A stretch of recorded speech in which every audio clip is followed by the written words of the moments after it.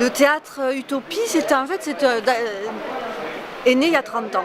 Voilà, même si le nom Utopie n'était pas, c'est pas le bon nom. Avant, ça s'appelait, c'est passé par le théâtre de la Marmite, c'est passé par le théâtre des Hauts-Cantons, c'est passé, voilà, il y a eu plusieurs noms. Et là, maintenant, c'est théâtre Utopie.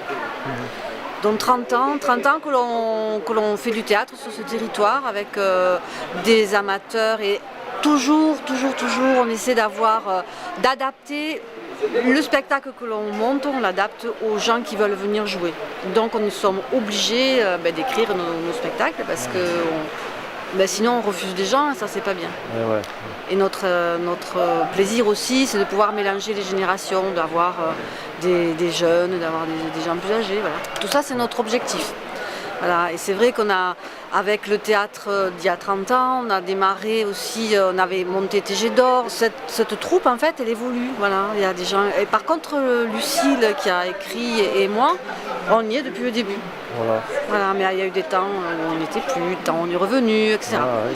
C'est la vie qui fait que ça bouge, quoi. Là, le projet, c'est de continuer à tourner ce spectacle, parce que c'est quand même beaucoup de travail. Et le jouer une fois, 2 fois, c'est frustrant. Donc on a envie de continuer à le jouer, et forcément de le jouer de mieux en mieux, peut-être, j'espère. Bien sûr. Et d'aller partout où on aura envie de nous voir. Donc, si on arrivait à faire une dizaine de représentations, ce serait déjà beaucoup. Ce serait bien. Voilà. Merci beaucoup. C'est moi. Au revoir. Après, toi, tu dis qu'il y a un renouveau à ça. En fait, c'était oui. Moi, ça fait la 3e création que je fais avec eux. Voilà, vas-y. Et du coup, 3e en 3 ou 4 ans. La première, c'était le sketch des gares, à la gare. Là. Oui, ouais. Après, il y a eu le temps qui passe. Le lapin loukoum, le temps s'en mêle et ça. Voilà. D'accord. Barre de sec, ouais.